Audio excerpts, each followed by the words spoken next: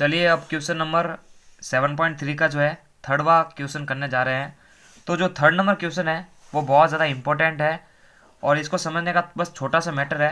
अगर अपन इसको समझ लेते हैं तो हम इस क्वेश्चन को आगे कर सकते हैं बहुत ही इजी तरीके से।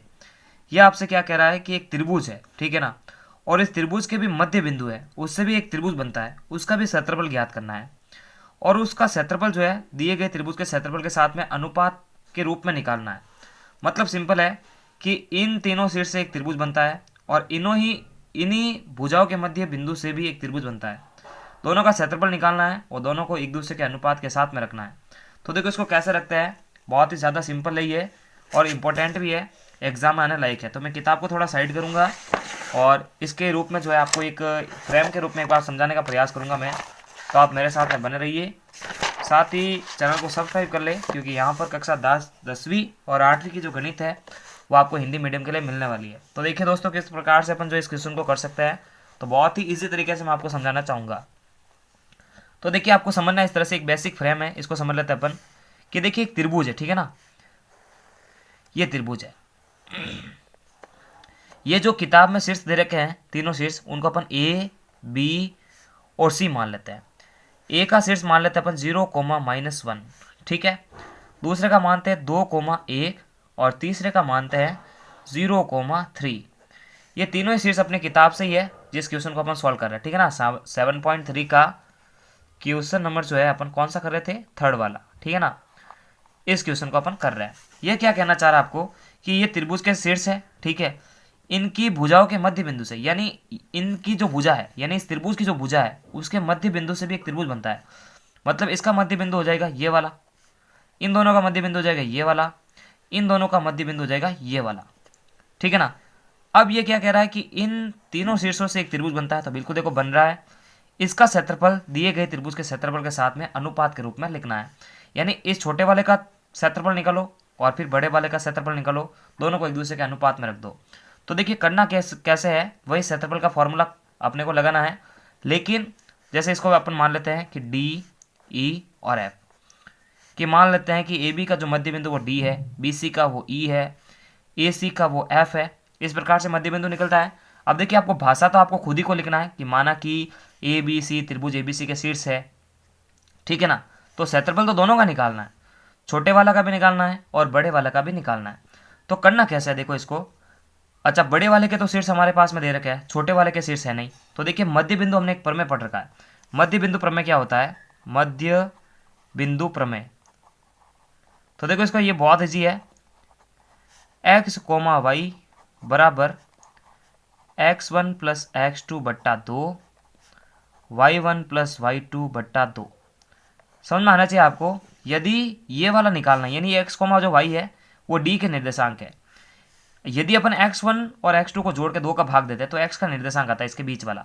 तो देखिए ए बी के हिसाब से जो है x1 y1, x2 y2, समझ में आना चाहिए आपको, ठीक है ना। तो देखिए अगर अपने को d का निर्देशांक निकालना, देखिए d के लिए x y क्या होंगे, डी एक्स वाई बराबर x1 प्लस x2। अच्छा x1 ये हो गया, x2 ये हो जाएगा, तो 0 प्लस 2 बट्टा 2, यही तो फॉर्मूला है, ठीक है। उसके बाद देखिए y1 प्लस y2। अब देखिए y1 तो हमारे पास में माइनस का 1 है और y2 जो है प्लस का 1 है, बट्टे के अंदर 2 लिख देंगे अपन। फिर देखो डी के एक्स वाई क्या आ जाएंगे हमारे पास में, डी के जो निर्देशांक वो आ जाएंगे डी एक्स वाई बराबर, देखो 2 का 2 में भाग लगेगा क्योंकि ये तो 0 है, तो 1 आ जाएगा 1, तो 1 कोमा, अब देखिए 1 में से 1 चला जाएगा तो ये तो पहले ही कट रहा है, ऊपर बचेगा 0, 2 का 0 में भाग देंगे तो 0 आएगा। तो एक के डी के जो निर्देशांक है वो प्राप्त हो रहे हैं 1,0, ठीक है ना, 1,0। उसी प्रकार मध्य बिंदु प्रमेय से ही इसी प्रकार लिख देते हैं अपन जो है बी सी का मध्य बिंदु ई है उसका भी निकाल सकते हैं। तो देखिए डी का तो निकल चुका है, अब ई के लिए एक्स वाई निकालते हैं। फॉर्मूला वही है मध्य बिंदु का प्रमेय, क्योंकि सभी के मध्य में एक बिंदु है, ठीक है ना। तो देखिए x1 y x2 y1 y2, तो देखिए 2 हो गया x1 और x2 हो जाएगा 0, बट्टे के अंदर है 2, और y1 हमारे पास में 1 है और y2 हमारे पास में 3 है, बट्टे के अंदर 2, ठीक है। अब इनको जोड़ के एक बार सरल कर देते हैं तो ये x, y भी जो है निकल के बाहर आएगा। 2 के अंदर 2 का भाग देंगे तो 1 आएगा, 1 और 3 हो जाएगा 4, 4 में देंगे 2 का भाग तो 2 दूनी 4, यानी 1,2 जो है इसका भी मान निकल के आ गया है। उसी प्रकार AC का मध्य बिंदु F है, तो अपन एफ के भी एक्स वाई निकाल सकते हैं, फॉर्मूला तो वही है। तो देखो इसको डायरेक्ट भी अपन कर सकते हैं। देखिए इसमें देखो x1 भी 0 है, x2 भी 0 है, तो डायरेक्ट तो x तो पहले निकलता है, 0 तो पहले ही निकल के आ ही जाता है, ठीक है ना। इसी मेथड से कर रहे हैं। उसके बाद देखिए y1 के लिए, तो y1 तो देखिए हमारे पास में माइनस का 1 है, और y2 जो है हमारे पास में प्लस का 3 है। अगर बट्टे का 2 का भाग देंगे तो कितना आएगा 0 को, आप देखिए प्लस माइनस माइनस 3 में से 1 चला जाएगा तो बचेगा 2, 2 के अंदर 2 का भाग देंगे तो बचेगा प्लस का 1, यानी 0 कोमा प्लस का 1। तो देखिए त्रिभुज एबीसी के तो निर्देशांक पहले दे रखे थे, डी ई एफ के मध्य बिंदु से निकाल के लाए हैं। अब वही क्षेत्रफल वाला सूत्र लगाओ और दोनों के क्षेत्रफल निकालो, फिर दोनों को एक दूसरे के अनुपात में रखना है, ठीक है ना। तो अपन देखिए सबसे पहले क्या करेंगे, बड़े वाले त्रिभुज का क्षेत्रफल निकालेंगे, यानी एरिया ऑफ त्रिभुज एबीसी। तो एक बार फॉर्मूला लिखते हैं, 1/2 cosec x1 y minus Y plus x2 y minus Y plus x3 y minus Y. फिर एक कोड याद रखना पड़ता है अपने को, 23, 31 और 12, ठीक है। तो देखिए मैं एक बार x1 x2 ये लिख देता हूँ त्रिभुज एबीसी के निर्देशांक से ही, ताकि प्रॉब्लम ना हो हमारे को। x1 x2 x3 y1 y2 और y3 बराबर के अंदर। अब देखिए मैं इसके त्रिभुज के निर्देशांक भी एक बार लिख देता हूँ। त्रिभुज के निर्देशांक हमारे पास में थे, ए था हमारे पास में 0, -1, बी था हमारे पास में 2, 1, सी हमारे पास में था 0, 3। तो x1 x2 x3 y1 y2 y3, तो देखिए 0 2 और 0, फिर माइनस का 1 प्लस का 1 और 3। अब इसको बस जो है इसके अंदर अप्लाई कर देते हैं तो समस्या नहीं होगी, फिर कैलकुलेशन बार हम जो है कर सकते हैं, इतनी ईजी होती है वैसे। तो x1 देखिए हमारे पास में 0 है, y2 हमारे पास में क्या रहने वाला है 1 है, और y3 हमारे पास में प्लस का ही 3 है, ठीक है, प्लस का। x2 2 है, y3 3 है, y1 हमारे पास में माइनस का 1 है। देखिए ये भी माइनस का है और चिन्ह भी माइनस का, तो माइनस माइनस प्लस का हो सकता है। डायरेक्ट मैं कर रहा हूँ इसको 3+1 कर रहा हूँ, ठीक है ना। तो थोड़ा सा इसको समझना है, डायरेक्ट मैं कुछ कर लेता हूँ तो आपको एक बार वीडियो को रिवाइंड करके देख लेना है। उसके बाद x3 कितना 0 है, और y1 कितना हमारे पास में माइनस का 1 है, और y2 हमारे पास में प्लस का 1 है। अब देखिए आप खुद सोचो, ये 0 से इंटू होगा तो पूरी वैल्यू 0 बार आई जाएगी, है ना, और ये भी 0 से इंटू होगी तो पूरी ये वैल्यू भी 0 है।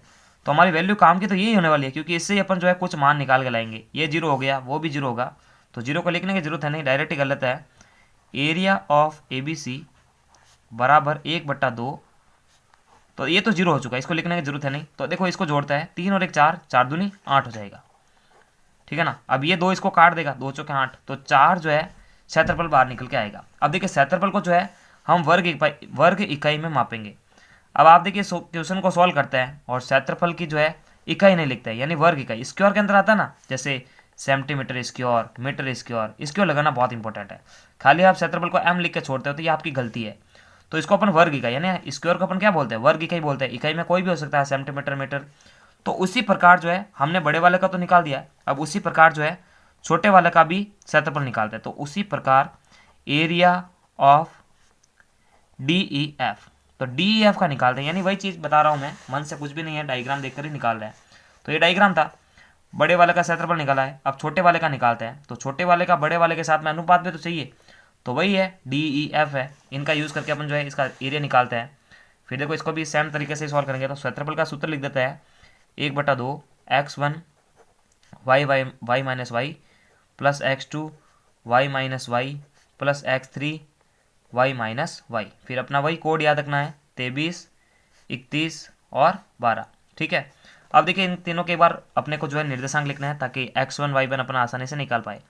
तो डी एफ के निर्देशांक क्या थे, हमने क्या ज्ञात करा है, डी के जो है 1, 0 था, ई का हमारे पास में आया था 1, 2 और एफ का जो निकला था 0, 1, ठीक है। अब ये देखिए इनसे अपन जो एक बार लिख देते हैं x1 x2 और x3, उसी प्रकार y1 y2 और y3 लिख देते हैं, ताकि सहूलियत हो अपने को यहाँ पर मान रखने में।